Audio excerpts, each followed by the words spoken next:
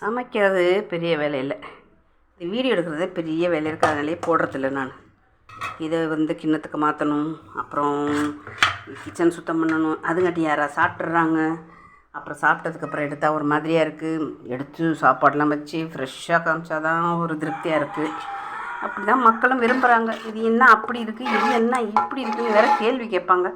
அதுக்கு பேசாமல் போடாமல் இருந்துடலாம் அப்படின்னு நினைக்கிறது. முக்கியமாக நான் வீடியோ போடுறதுக்கு என்ன காரணம்னா, ஃப்யூச்சரில் என் பேர பிள்ளைங்க அவங்களுடைய சந்ததியரெல்லாம் இந்த வீடியோவை பார்ப்பாங்க. நம்ம அப்போ தான் எப்படி இருந்துச்சு, நம்ம அம்மாச்சி எப்படி இருந்துச்சு, என்ன சமைச்சாங்க, எப்படிலாம் வச்சாங்க அப்படின்னு தெரிஞ்சுக்குவாங்கன்றதுக்கு தான் முக்கியமாக நான் வீடியோவே போடுறேன். இதில் ஒன்றும் எனக்கு வருமானமும் இல்லை, ஒன்றும் இல்லை, ஒரு டைம் பாஸ். ஆனால் மக்கள் கேள்வி கேட்குறத தான் பயமாக இருக்குது போடுறதுக்கே. சரி போயிட்டு போகுது, எப்படியும் நினச்சிட்டு போகிறாங்க. இது ஒயிட் ரைஸு சாப்பிட்டாச்சு நானும் என் பையனும்.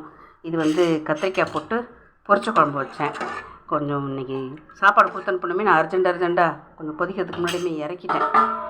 இது தக்காளி ரசம், அப்புறம் இது பீர்க்கங்காய் போட்டு பாசிப்பருப்பு போட்டு கூட்டு கொஞ்சம் வச்சேன். பீட்ரூட் பொரியல். இதுதான் இன்றைக்கி சமையல். பிடிச்சிருந்தால் லைக் பண்ணுங்கள். யதார்த்தமாக இருந்து பழகிட்டேன். அது இப்போ ரொம்ப கஷ்டமாக இருக்குது. இது வீடியோ எடுக்கணும்னு நினச்சி ஆசைப்பட்டு சேனல் ஓப்பன் பண்ணியாச்சு. ஆனால் ஏதோ ஒன்று செய்யணும்ல, சரி முடிஞ்ச வரைக்கும் போடுவோம் அப்படின்ட்டு இப்போ இப்படி பண்ணிகிட்டு இருக்க. உடம்பும் முடியாமல் போயிடுது அடிக்கடி.